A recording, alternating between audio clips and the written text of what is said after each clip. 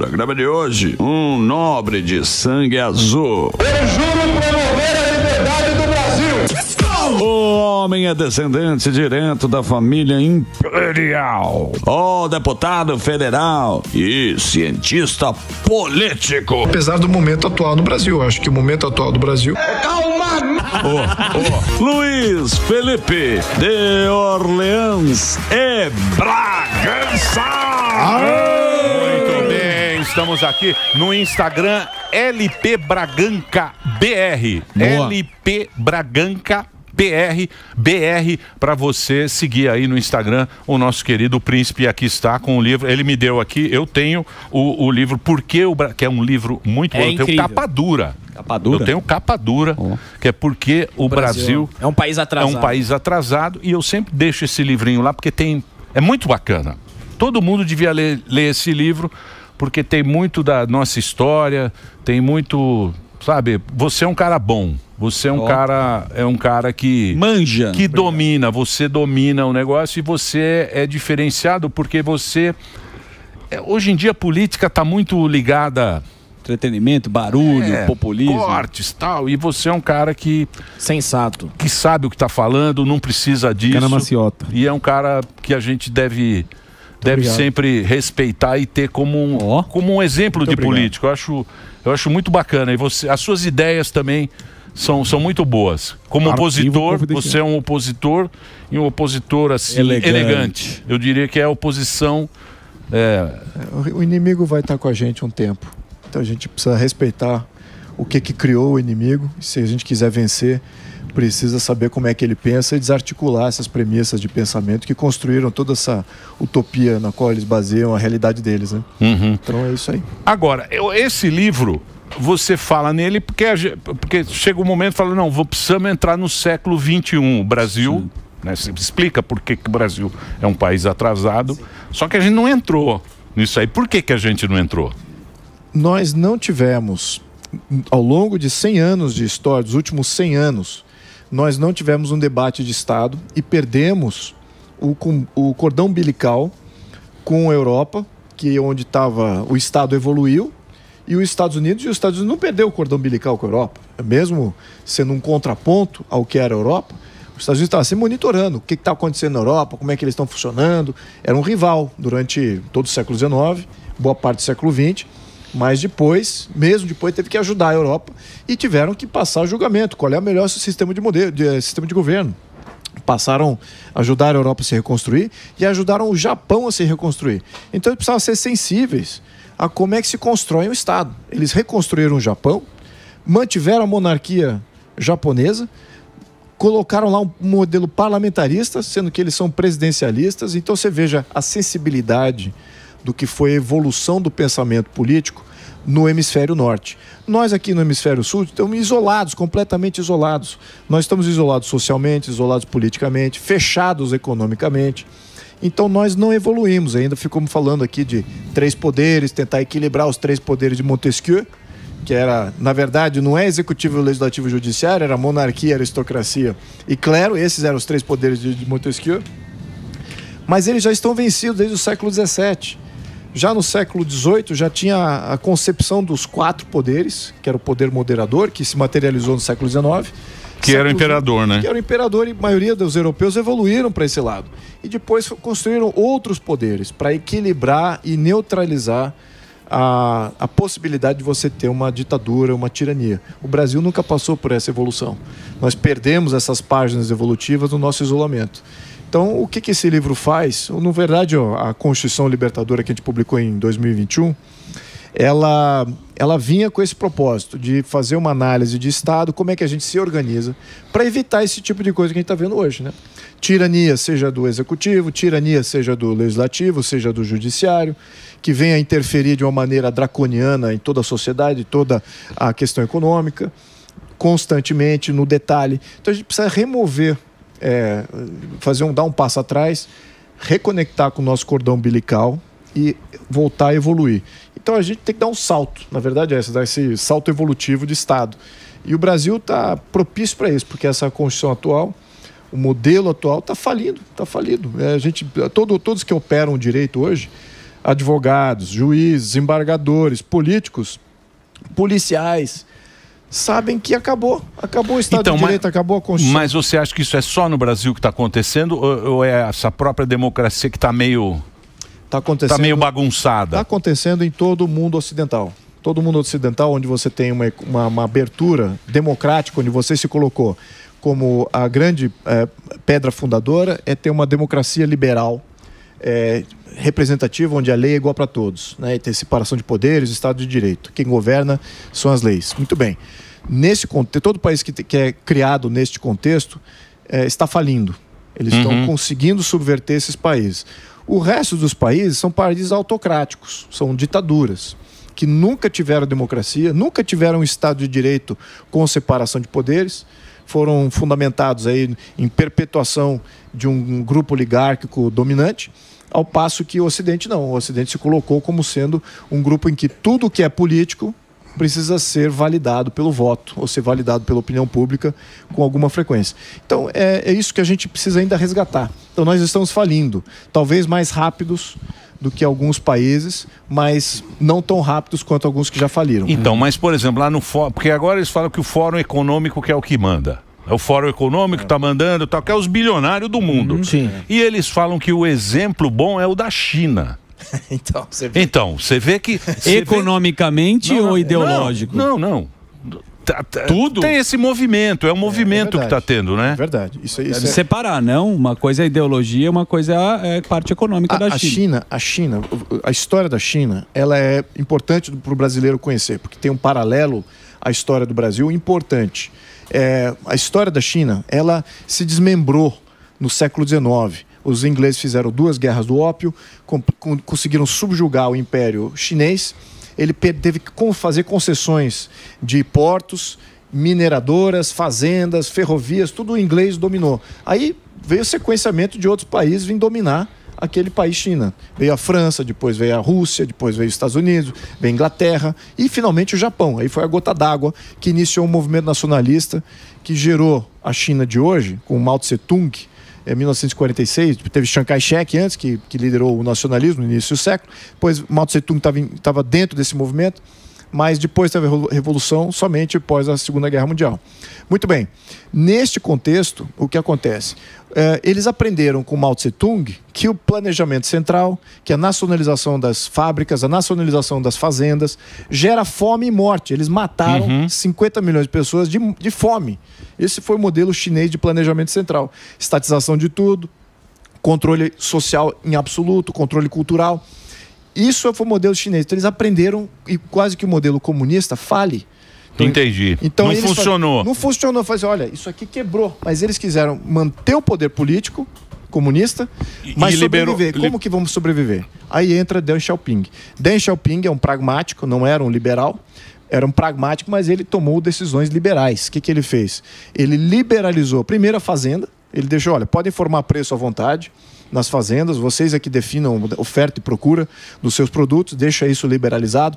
Descentralizou o comando, criou essas zonas econômicas especiais e totalmente descentralizadas. Não havia uma regra central que pudesse interferir nessas zonas. Então as zonas competiam uma com a outra. Uma descentralização total econômica. Começou com a privatização das fazendas, depois a privatização das indústrias, dos serviços. Finalmente, nos anos 80, voltou a Bolsa. Lembrando que a Bolsa de Valores da China estava operando até 46, até Mao Tse-tung. Fechou durante 40 anos, só foi abrir no final dos anos 80. Aí abriu a economia. Só que tem um problema. Eles abriram com uma condicionante. Em 1978, eles fizeram um plano quinquenal, que é um plano de 50 anos. Esse plano de 50 anos é o seguinte, eles vão emprestar a propriedade privada à livre iniciativa. Certo. Então, a propriedade privada na China ela é temporária. Entendi. Ela é concedida, ela ainda é do Estado, e o Estado pode revogar isso e está chegando o fim do plano. Por isso que de vez em quando os Alibaba aí dá uma treta. Exatamente. Então, mas você acha que, por exemplo, que nem diz que na Índia, né? Porque implantar na China é fácil. Então o indiano ele fala, puta, se a gente fosse igual à China, isso aqui ia ser maravilhoso. Por quê? Exato. Porque na China o cara vai lá, assinou, falou, ó, vai fazer desse jeito e acabou. Não tem conversa. Eles escolhem por você. Que é onde a gente está vivendo aqui. Porque aqui, você é do PL, né? Você é direita. Sim.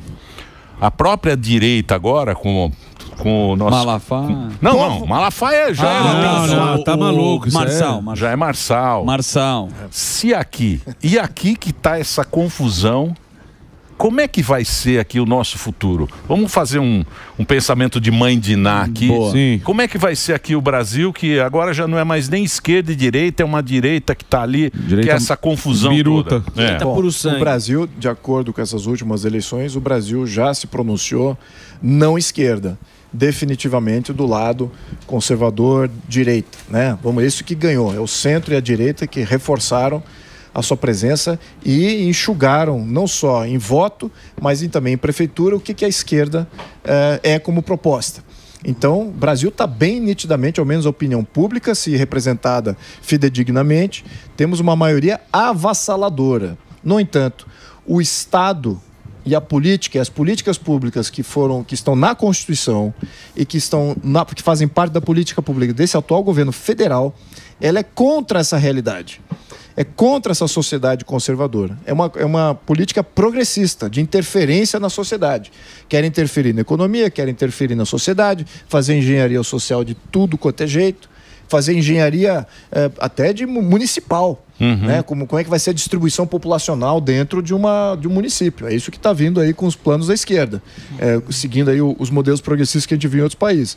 Então, muito perigoso você ter um poder utópico, centralizado, com nenhum apoiamento popular, com nenhum apoiamento parlamentar representativo, no entanto, com a força do Estado por trás. Você está criando um cisma muito grande. Por isso que o governo bota dinheiro lá para votação. Nunca se colocou tanto dinheiro para comprar o deputado. As emendas. Mas essa emenda PIX, isso aí não tem jeito de acabar? Vai piorar. Sério? Muito. É mesmo? Muito, muito. Por quê? Quem ganhou essas eleições? Do ponto de vista de voto, o PL, a direita, ganhou. Tá, em termos de voto. Mas pode falar que a direita, PL e o Novo também cresceu em vários municípios, mas a direita ganhou em termos de volume de voto. E a esquerda, representada pelo PT, PCdoB e tudo mais, encolheu em termos de voto. No entanto, em termos de prefeitura, quem ganhou foi o Centrão. E o Centrão adora negociar. E o Centrão, exatamente. E o Centrão, ele é que comanda agora a maior parte das prefeituras. Cada prefeitura é um orçamentinho ali. E cada orçamentinho ali vai precisar de um deputado buscando emenda para fazer alguma coisa para aquela prefeitura para se manter relevante para um próximo pleito eleitoral, que já está vindo, que é 2026. Então, mas é o Brasilzão velho, né? Logo ali. É o pensamento antigo do Brasil. Não é, porque, por exemplo, mas tá errado isso. Não, deixa ele Porque não é para o deputado levar dinheiro, não é função do deputado. É inconstitucional, eu concordo. Então, não é função. 100%. É completamente fora do intento constitucional do que é para ser um deputado. O deputado é para legislar e fiscalizar o poder executivo. Não só o deputado federal, o deputado estadual e o vereador. Essa é a função dele. Mas quando eles criaram esse negócio das emendas individuais, o que acontece? O deputado fica empoderado. Então ele passa a trazer dinheiro do federal para o local, para virar o herói. O herói da cidade. Faz lá um projeto, entrega lá uma creche, um saneamento, o que for, ele leva a glória disso, garante cabo eleitoral e garante a sua próxima reeleição. Então agora, quando eu vou para Brasília, Brasília está oca, porque tem tanta emenda individual e a discussão eles estão entregando para o Poder Executivo. Então falando assim, olha, muito bem, o Poder Executivo já comprou o Congresso, deram mais emendas individuais, muito bem, é para não ter discussão no Congresso de nada.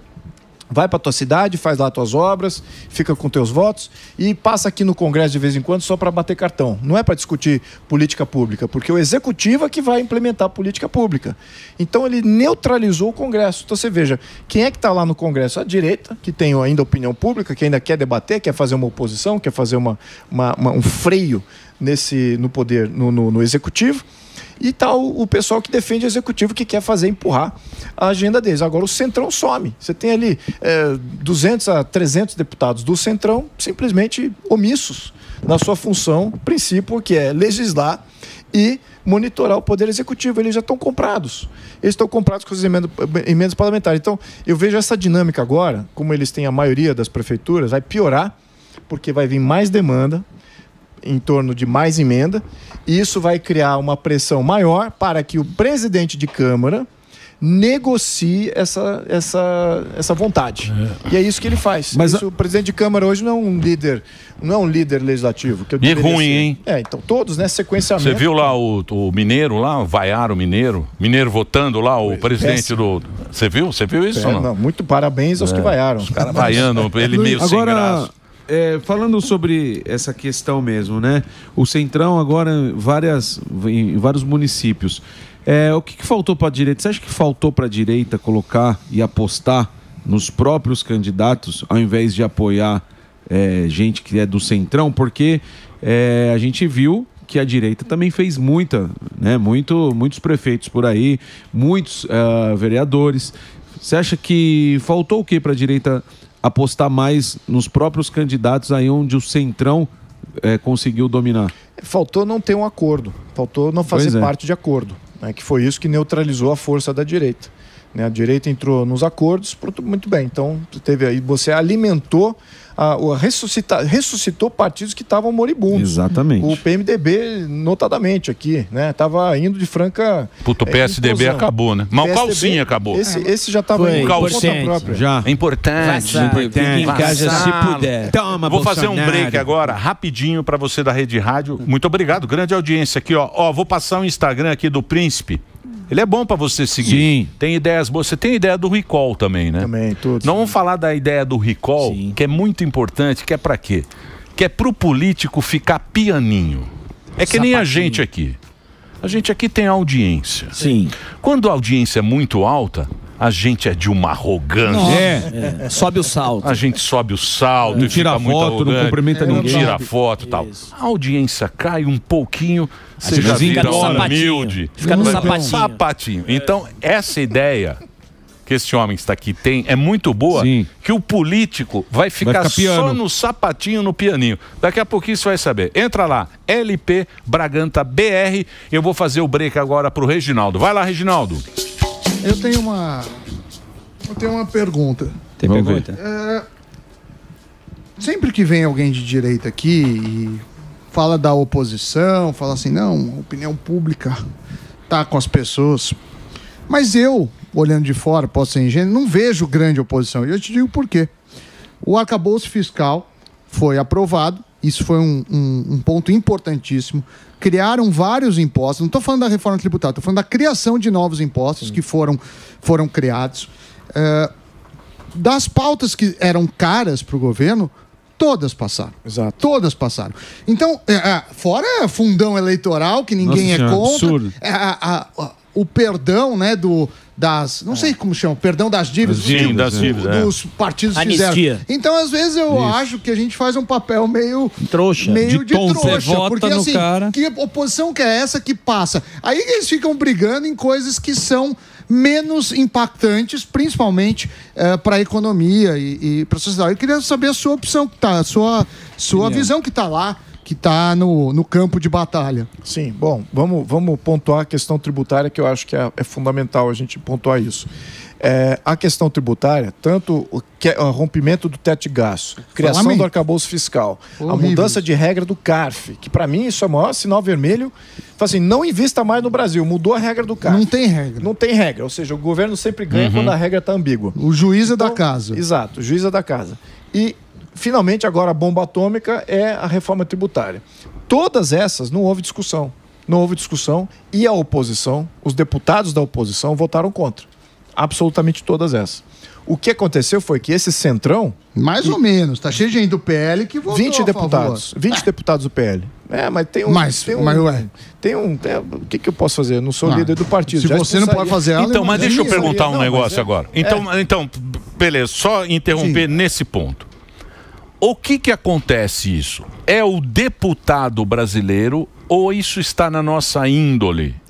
Boa pergunta. Ou é a índole brasileira? Porque eu acho que a gente sempre quer uma resposta rápida para as coisas. O brasileiro, ele é assim, a gente não aposta a longo prazo. Isso. Por que acontece isso? Eu não sei se é o político, né? O político que vai lá e faz o acordo. Porque o acordo é feito à noite na mansão. Tomando Blue Label. É lógico. Né? O acordo é feito lá. Lagosta. Por que esses caras fazem isso? Como é que você analisa isso? É exatamente isso. São os acordos fora da luz do parlamento, fora da luz da opinião pública, que são travados entre as lideranças partidárias. A maioria dessas lideranças partidárias são de partidos do centro e eles definem a agenda política e como é que vão votar. E muitos que você está vendo agora o Lira jogando para o plenário é porque as lideranças já têm consenso das suas bases e vão ter voto para poder votar uma coisa que vão ganhar. Então, é um acordão que estamos tendo lá. Então, as comissões onde deveria estar tendo as discussões, na minha opinião, nada deveria estar indo a plenário se não tivesse antes passado nas comissões. Porque nas comissões você faz um debate mais aprofundado num tema, pode votar lá na comissão, pode tirar de pauta. Lógico. Agora, quando você joga direto no plenário, já com acordo de lideranças que os seus deputados vão seguir como rebanho, pronto. Aí a coisa neutralizou. Aí como é que o líder do partido, ele convence os outros deputados a votarem num tema? Fala assim, olha, o governo vai liberar tanto aqui para o partido, vai dar tanto, tal obra, vai dar aquela estatal para de nomeação nossa. Então pronto, o governo compra essas bancadas e compra essas lideranças. E isso eles convencem os deputados a deixarem de ter um voto individualizado. Se a gente seguisse o regimento do Legislativo, tal qual ele foi, a princípio, criado, nós não teríamos esse tipo de venda sistemática do Legislativo. Mas não, a gente está elegendo presidentes de Câmara que violam o regimento para fazer entrega do Legislativo para o Poder Executivo. Isso é sistemático. Então não temos um Legislativo, a verdade é essa. E eu tenho falado até reiteradamente, a história de toda a democracia representativa, os Estados de Direito modernos, os países envolvidos, eles têm congressos fortes, eles têm legislativos fortes, eles têm parlamentos fortes, porque lá você tem toda a opinião pública representada e você faz um debate daqueles representantes e aí você leva a voto, mas de uma maneira totalmente transparente. Como está no Brasil, a gente está enfraquecendo o legislativo cada vez mais, dando poder mais sempre ao executivo ou agora ao judiciário. Então, isso não é democracia representativa, não é Estado de Direito moderno, não é um país desenvolvido. Boa, Príncipe. Pode chamar de Príncipe? É um problema. Estamos de volta. Estamos de volta aqui na programação, né, Zuzu? É exatamente, a Jovem Pan com o nosso querido Príncipe. Pode chamar de Príncipe? Pode, fica à vontade. Príncipe, tem aqui a política é feita muito por articulação. E nós temos aí o Caçabão. Você falou do Centrão. O Caçabão agora está com um capital político gigantesco. Exato. E ele já sinalizou, preste atenção, que ele gosta do Tarcísio como possível presidente para 2026. Como que você analisa o Kassab e essa ligação do Tarcísio? Por que eu estou dizendo isso? Porque a direita também tem algum opositores do Tarcísio. Você falou que ele traiu o movimento, que ele não é a direita puro sangue. E o Kassab falou, não desmerecendo o Bolsonaro, quem colocou o Nunes no segundo turno foi o Tarcísio. E ele realmente levantou a pauta, levantou a bandeira e comemora por isso. Como que você vê tudo isso? Olha, eu acho que o que está acontecendo nessa última eleição, ele está desvelando quem é quem. Exato. Né? Isso está ficando bem claro quem é quem nos seus posicionamentos. O Tarcísio, ele está sendo um bom governador, eu acho que nota boa para ele. Sim. Só que ele é o cara da direita? Não é o cara da direita, ponto. Ele já está pacificado. Claro que não. Claro que não, ele é um cara do sistema. Mas você não acha ele um cara objetivo? Não, técnico? Eu achei ele objetivo. Eu acho que ele explicou bem. Entregou. É racional, então. Racional, objetivo, trabalha bem, sabe entregar, técnico. Sim. Ele é o melhor candidato do sistema. Ótimo, vamos ter um candidato do sistema, que é o Tarcísio, e agora vamos ter, espero, que algum candidato antissistema surja para ser governador de São Paulo. Relaxa que eu tô aqui. Antissistema, porque o antissistema que apareceu foi o Marçal e bagunçou tudo. Pode ser. É esse Pode ficar tranquilo também? Que eu tô aqui. Eu acho que a população tem que entender essa dinâmica, porque aí continuamos refém, né, do lobo em pele de cordeiro. Sim. Na verdade é isso. Tá regurgitado o que existia no passado, que é o Teatro das Tesouras, que você tinha uma parte do sistema era PT, a outra parte, que também era sistema, era PSDB. Exato. Os dois faziam parte, davam no funil, davam no mesmo resultado, só que com candidatos diferentes. Então a gente está vendo isso, só que o que está mais nítido para a população é quem nos posicionamentos. Isso que eu achei importante. Vamos só pontuar aqui. Nós estamos numa guerra que é muito além de uma guerra de ocupar espaço. Nós estamos aqui numa guerra contra um poder totalitário de Estado que está sendo construído. Isso vai perdurar vários períodos eleitorais se a população não entender que o sistema está crescendo, As políticas públicas estão deteriorando. O debate e o ruído e a interferência que a opinião pública tem, eles vão querer cercear isso para que o sistema vença sempre. E o que a gente está vendo? Todos aqueles que se apresentam contra o sistema são completamente erradicados da discussão política. E isso não é saudável. Então, eu vejo saudável o candidato como o Tarcísio como candidato do sistema, o que ele já está bem nítido que ele é, né? Tem uma tradição de funcionalismo público aí de várias décadas. E agora precisamos do candidato antissistema. É isso que eu vejo.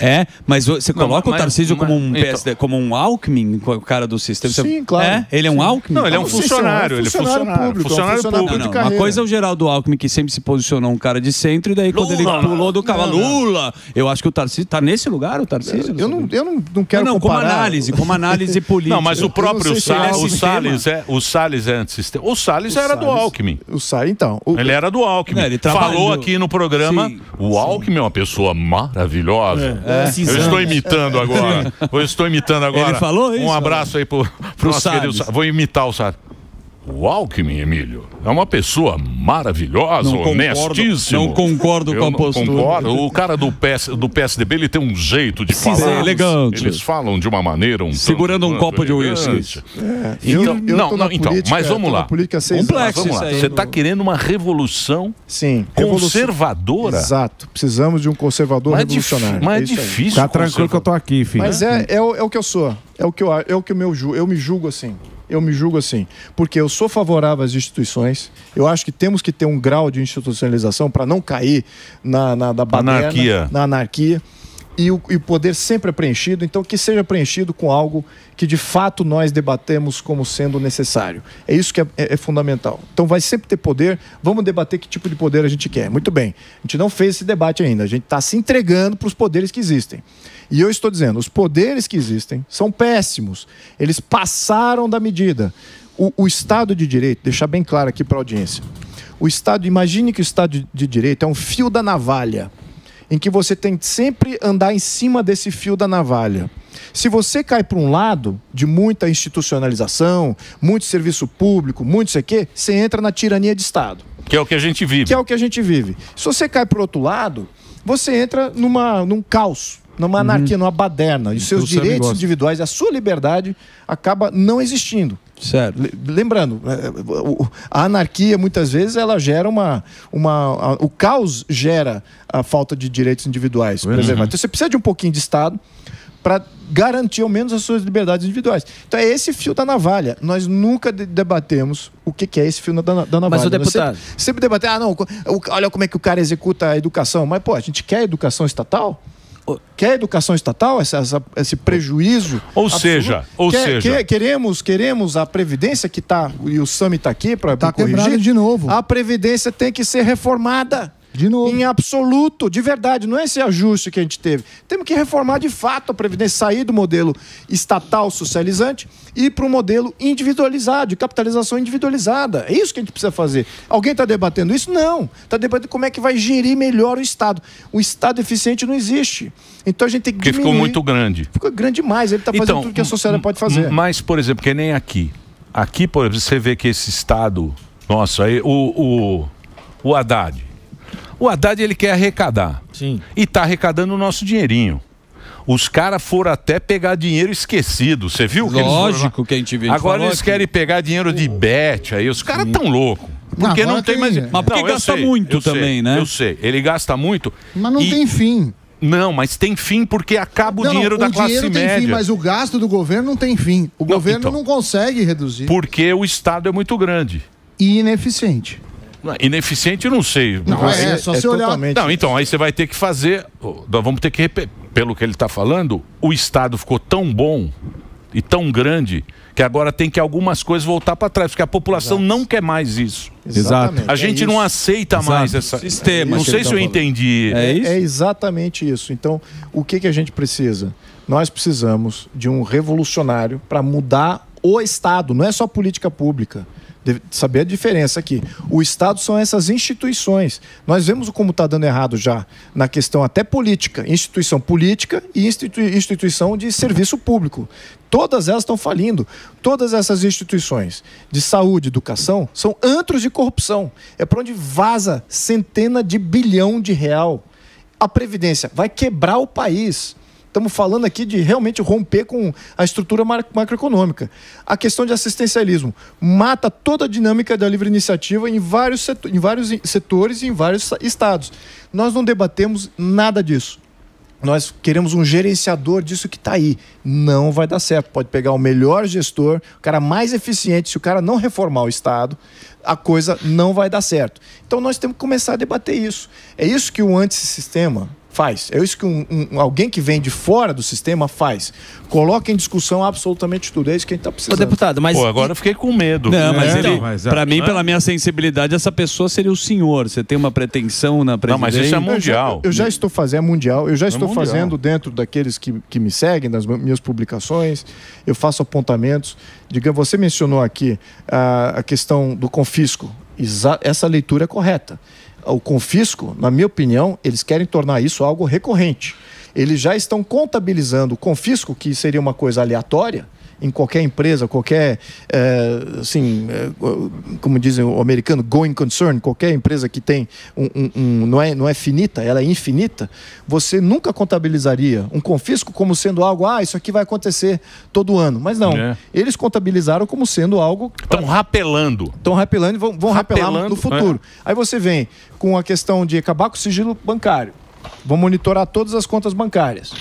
Você vem com essa ideia de Drex, que é uma moeda completamente rastreável. Sim. De onde que você usou, para o quê, quando e como, para quem que você pagou, quando e para que função. Tá lá. Empresa e pessoa física.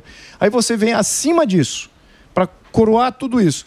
Você coloca planejamento central, que vai ser criado com a reforma tributária, pronto. Você já está com um modelo totalitário de observação absoluta de tudo, de que todo mundo está fazendo com o seu dinheiro, para onde que ele vai. E eles têm agora as razões e já a normalização da intervenção absoluta em todo mundo. Isso é que está sendo criado. Queremos isso? Isso está totalitário. Estamos a 2 vírgulas disso. Então, a população não se levanta quando tem confisco, a população não se levanta quando tem uma reforma tributária. É por isso que eu digo que o atual governador, ele é do sistema, porque ele buscou voto pela reforma tributária sem ter lido a proposta. Ele foi orientado, olha, pelo sistema aqui, o Kassab orientou e o Marcos Pereira deve ter orientado, obviamente que seguindo o que o governo Lula queria. Mas sabe o que falavam aqui? Busca voto e bota esse negócio aí para funcionar. A gente a gente recebeu um monte de cara e eles falam o seguinte, porque a gente não entende, é chato. Nossa, tem que ler muita tributário página, é chato pra caramba. Pois é. Aí eles vinham aqui, os deputados falam, não, e a reforma tributária? Falam, não, a nossa reforma, o nosso sistema é o pior do mundo. Qualquer coisa que se faça vai ficar melhor. Só que esses caras malandro, o cara vai ter que pedir o dinheirinho lá em Brasília. Isso aí. Toda a arrecadação vai lá para Brasília e fala, para você eu dou, para você eu não dou. Não é isso? Brasília que escolhe, né? É isso aí. E pensa as cidades que arrecadam mais, daí vira um negócio que acontece lá Príncipe ferrou, hein?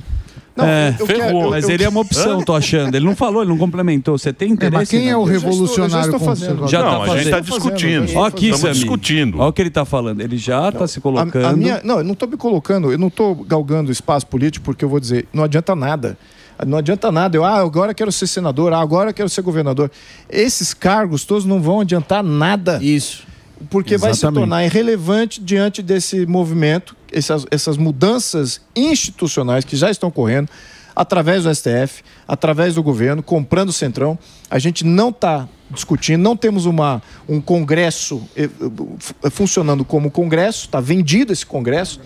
Então o que acontece? O plano totalitário, independente se a esquerda está em alta ou em baixa, não importa, o plano totalitário está passando.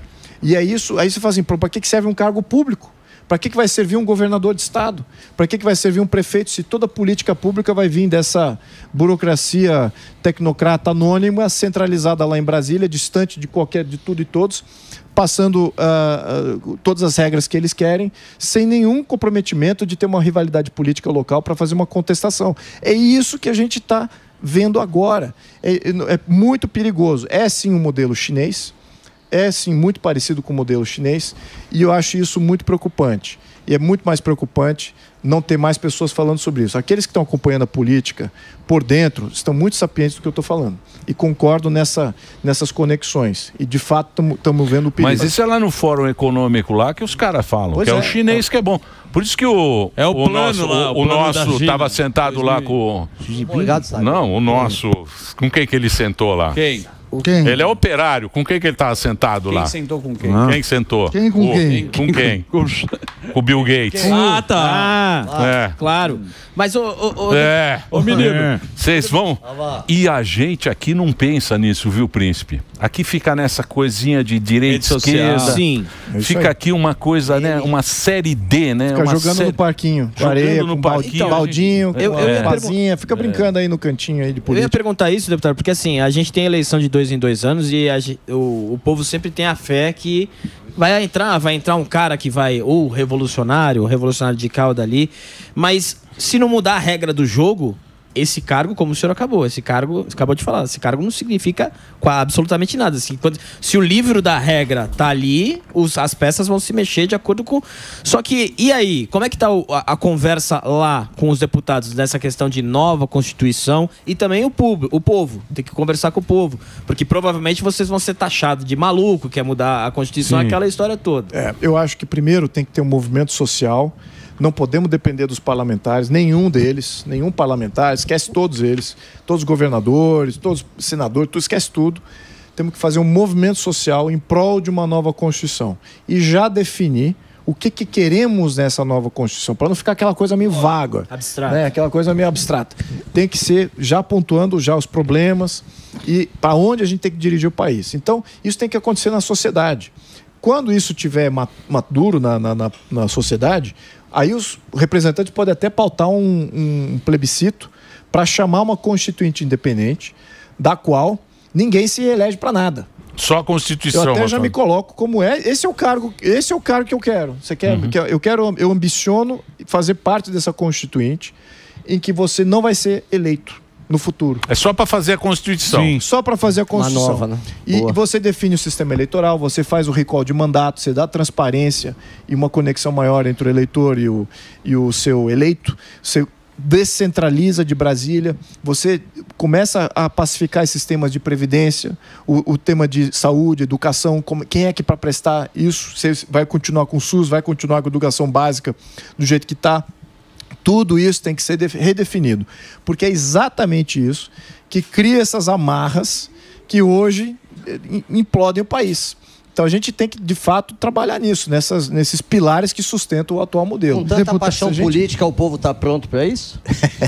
Eu acho que sim. Acho que a consciência do brasileiro, assim, na minha leitura agora, olhando o mundo, tá?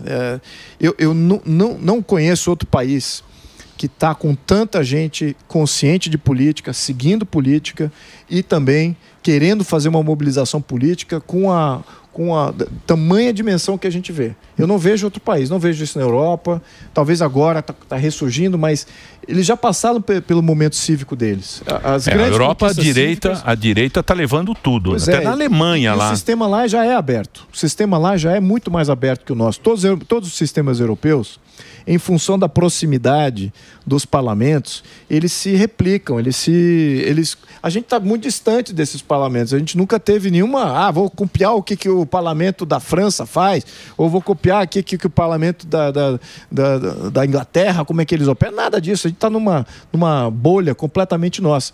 Mas está na hora de romper essa bolha e trazer um pouquinho mais do que essas tendências mundiais para a gente rever o nosso quadro constitucional e nos colocarmos. Aí eu acho que seria essa a missão de uma nova Constituição.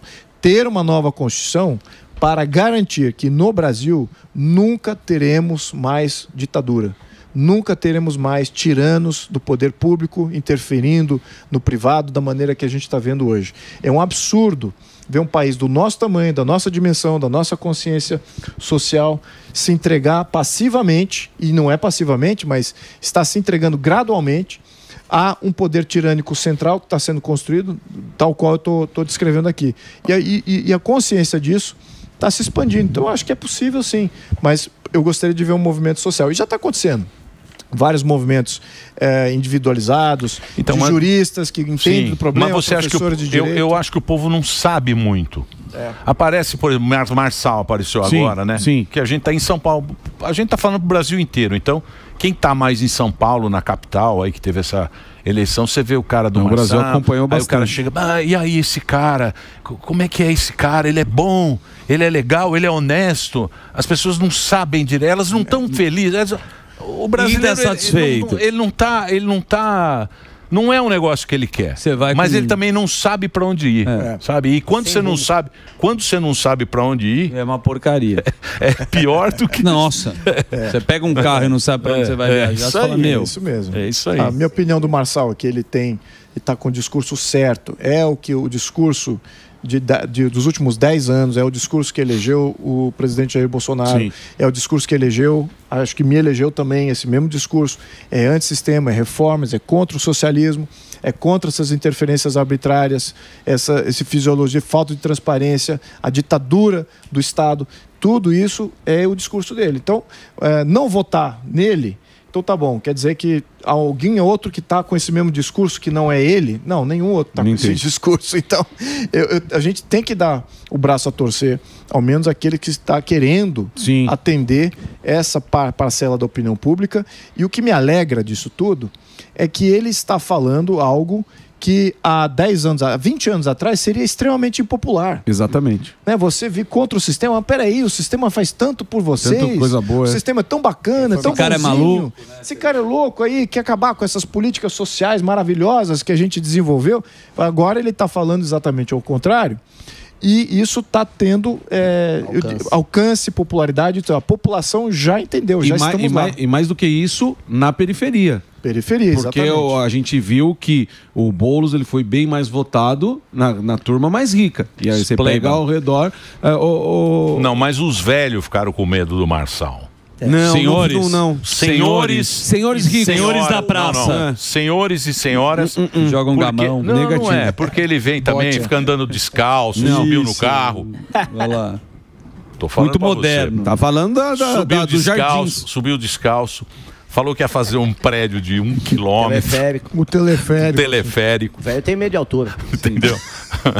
Agora, Luiz, como o cara é difícil. Acabou, Dedê? Acabou. Que papo Acabou. Chega. Também gostei. Tava dormindo. Ô, Luiz Felipe, obrigado por você ter vindo. Tô querendo dar o meu livro aqui pra vocês. O livro? Tá aqui, ó. Esse é novo. Pro Emílio e pros amigos 7 Poderes. Bom, a gente vai rasgar a página. Vamos dividir, cada um lê um capítulo. O Brasil no século XXI. Esse aqui, ó, tá aqui, ó. Quer pra mostrar, o câmera foi embora, ó. Olha só que beleza. Ele foi embora, o câmera foi embora. Entra o coelho, o animal largou. A câmera abriu mão. O coelho de câmera. Agora tá aqui o livro, ó. 7 Poderes. Tá aqui pra vocês aí, a ver em todo o Brasil. Aqui, ó, pra você seguir. Pô, obrigado. Vou passar o Instagram. Obrigado, Emílio. LP Braganca. LP Braganca BR. LP Braganca PR é o Instagram aqui do Luiz Felipe, que é o nosso deputado federal. Obrigado pelo papo.